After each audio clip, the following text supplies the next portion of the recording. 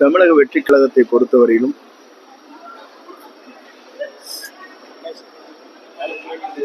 ஒரு புதிய வரலாற்றை படைக்கிற இயக்கமாகத்தான் எதிர்காலத்தில் அமையப் போகிறது. குறிப்பாக ஒவ்வொரு கட்சியை சார்ந்த ஒவ்வொரு கருத்துக்களை வெளிப்படுத்துகிறார்கள்.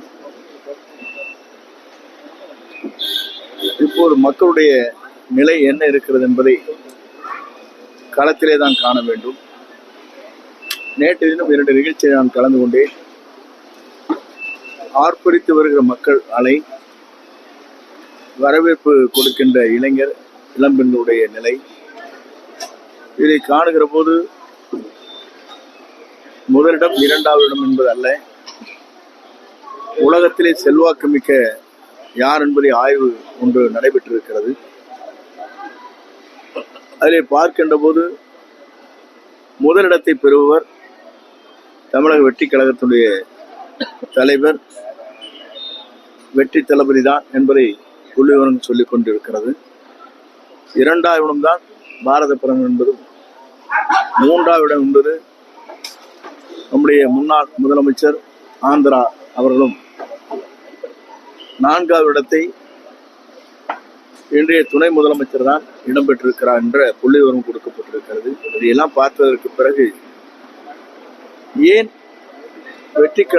தமிழக வெற்றி கழகத்தை எல்லோரும் கூர்ந்து கவனித்துக் கொண்டிருக்கிறார் சொன்னால், முதலிடத்திலே வந்து கொண்டிருக்கிறது, அடுத்த முதல்வர் அவர்தான் என்பதை காலம் பதில் சொல்ல இருக்கிறது. ஆகவேதான் எல்லோரும் இதற்கான கருத்துக்களை சொல்லிக் கொண்டிருக்கிறார்கள். ஒன்றைய முடத்தை சொல்ல விரும்புகிறேன். 1.5 மாத காலத்திற்கு முன்னால் துணை முதலமைச்சர் உதயநிதி ஸ்டாலின் அவர்கள் சொல்லுகிற போது, இவரே 100 ஆண்டு காலம் பொதுச் செயலாளராக இருந்தால் எங்கள் பணிகளை நிறைவேற்றுவதற்கு சுலபமாக இருக்கும் என்று சொன்னார். அப்படி என்றால் இருவரும் ஒன்றாகத்தான் இருக்கிறார் என்ற பொருள்தான் இருக்கிறதே தவிர முதலிடம் 2வது இடம் என்பது அல்ல. இதை காட்ட ஒன்றைய கூட்டத்திலே சொல்ல விரும்புகிறேன். 20 ஆண்டு காலம் காங்கிரஸ், 30 ஆண்டு காலம் ஆட்சியில் இருந்தார்கள். அதற்கு பிறகு திராவிட முன்னேற்ற கழகம் ஆண்டு கொண்டிருக்கிற போது புரட்சித் தலைவர் அவர்கள் வெளியே வந்தவுடன் அவர்தான் தமிழ்நாட்டின் நிரந்தர முதலமைச்சர் என்ற வரலாற்றை படைத்தார். அதே நிலைதான் நம்முடைய வெற்றி கழகத்துடைய தலைவர் எல்லோரும் சொல்வதைப் போல அல்ல. நான் நேற்றைய தினம் மட்டுமல்ல, ஈரோடு நிகழ்ச்சியிலே பார்க்கின்ற போது, தலைவர் வருவார், நாளை ஆட்சி பிடிப்பார், அவர்தான் தமிழ்நாட்டின் முதலமைச்சர் என்றுதான் மக்கள் ஆர்ப்பரித்து வருகிறார்களே தவிர வேறொன்றும் இல்லை. இது தமிழக வெற்றி கழகம் ஆக்கப்பூர்வ கட்சியாகவே இல்லை, ரசிகர் மன்றமாகவே தான் இருக்கு. ஒவ்வொருவரும் ஒரு கருத்துக்களை சொல்கிறார்கள். அந்த கருத்திற்கெல்லாம் நாம் பதில் சொல்வது சரியாக இருக்காது. எங்களை பொறுத்தவரையும் தெளிவாக, நிலையாக நாளை எதிர்காலத்தை நோக்கி எங்கள் பயணங்கள் மேற்கொள்ளப்பட்டிருக்கிறது. ஒரு நல்லவர் தமிழ்நாட்டில் முதலமைச்சராக வர வேண்டும் என்பதுதான். அப்படி என்றால் நீங்கள் கேட்கக்கூடும், புரட்சித் தலைவர் அம்மா இல்லையா என்று கேட்கக்கூடும். அவர்களுக்கு பிறகு இந்த நிலை உருவாக்கப்பட்டிருக்கிறது. 2 கட்சியும் வேண்டாம், புதிய ஒரு முகம் தேவை என்பதுதான் தமிழ்நாட்டுடைய இளைஞர்கள், இளம்பெண்கள், பெண்களும் சொல்லிக் கொண்டிருக்கிறார். குறிப்பாக உங்ககிட்ட கேட்டால் உங்கள் இல்லங்களிலே கூட தெரியும். உங்க குழந்தைய சொல்லிட்டு இருப்பாங்க, அப்பா இந்த முறை எங்களுக்கு கண்டிப்பா விஜய்க்கு ஓட்டு போடணும்னு சொல்லியிருக்காங்க இல்லையா, உங்க வீட்டில் எல்லாம் சொல்றாங்க இல்லையா, ஒன்றும் பேச மாட்டேங்கிறீங்க. உண்மைதானே?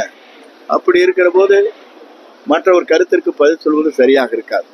இப்ப இந்த ஜனநாயகன் படத்துக்கும் பராசக்திக்கும் ஒரு இது போட்டுருக்காங்க, இதுல தியேட்டர் கிடைக்கல அப்படிங்கிற மாதிரி. பொதுவாக ஒவ்வொரு திரைப்படத்தை வெளியிடுகிற போது வளர்ந்து வருகிற இயக்கத்திற்கு இது போன்ற தடைகள் வரத்தான் செய்யும். இப்போ அதிமுக வேற யாராவது முக்கிய புள்ளிகள் இந்த தமிழக வெற்றி கழகத்தில்? நான் தான் அன்றைக்கே சொல்லியிருக்கிறேன், பொங்கல் வரையிலும் பொறுத்துக் கொள்ளுங்கள், அதற்குள்ள எத்தனை பேர் வருகிறார் என்பதை நீங்க காணப்போகும். அதே போல ஓபிஎஸ் டிடிவி நீங்க சேருவாங்க அப்படின்னா பேச்சுவார்த்தை நடந்துட்டு இல்ல, அவர் சேருவார் என்பதல்ல, நம் கூட்டணி இடம்பெறுவார். இப்ப இந்த சிபிஐ என்கொயரி எந்த அளவுக்கு போயிருந்தா கரூர் சென்று வந்தவர்கள் தான், ஒன்றும் அவரிடத்திலே நான் கேட்கவில்லை. அவர் வந்ததற்கு பிறகு நான் இங்கே கோவைக்கு வந்து விட்டேன்.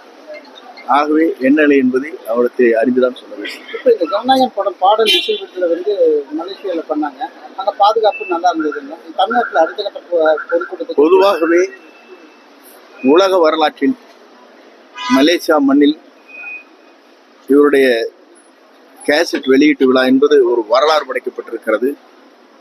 குறிப்பாக பாரத பிரதமர் குடியரசுத் தலைவருக்கு மட்டும்தான் விமான நிலையத்திலிருந்து பாதுகாப்பு அளித்து சாலையிலே ரோட் ஷோ என்பார்களே, அது நடைபெற்றது முதல் முறையாக மலேசியா நடைபெற்றது. மலேசிய மண்ணில் 1 லட்சம் பேர் அங்கே இந்த நிகழ்ச்சிக்கு வந்தார்கள். மலேசியாவில் எப்போதுமே இட நெருக்கடி என்று சொல்ல இயலாது. டிராபிக் ஜாம் ஆனது 2 மணி நேரம்.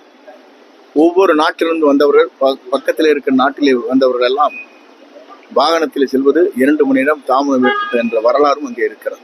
இதே போல அரசு இதுல வந்து பல்வேறு போராட்டங்கள் ஜாக்கிரதையா பண்ணியிருந்தாங்க. நேற்று வந்து சலுகைகளை அறிவிக்கிறாங்க. என்னை பொறுத்தவரையிலும் முழுமையாக அதை தெரிந்ததற்கு பிறகு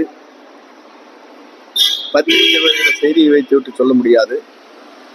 ஏனென்று சொன்னால் போடப்பட்டிருக்கிற ஜியோ எப்படி இருக்கிறது என்பதை தெளிவாக தெரிந்துவிட்டு என்ன நிலை இருக்கிறது என்பதை ஆய்ந்துதான் அதற்கு பதில் சொல்ல வேண்டும்.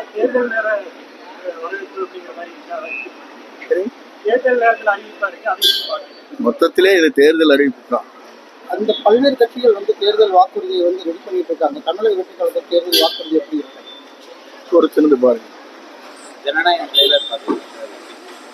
மிக எழுச்சியாக இருந்தது. அது பெரிய மாற்றத்தை உருவாக்கும். கடைசி படம் அப்படிங்கும்போது அரசியல் சார்ந்த விஷயங்கள் எந்த அளவுக்கு எதிர்பார்க்கலாம்? திரைப்படம் வெளிவந்ததற்கு பிறகு மக்களை வியக்கத்தக்க அளவுக்கு இருக்கும்.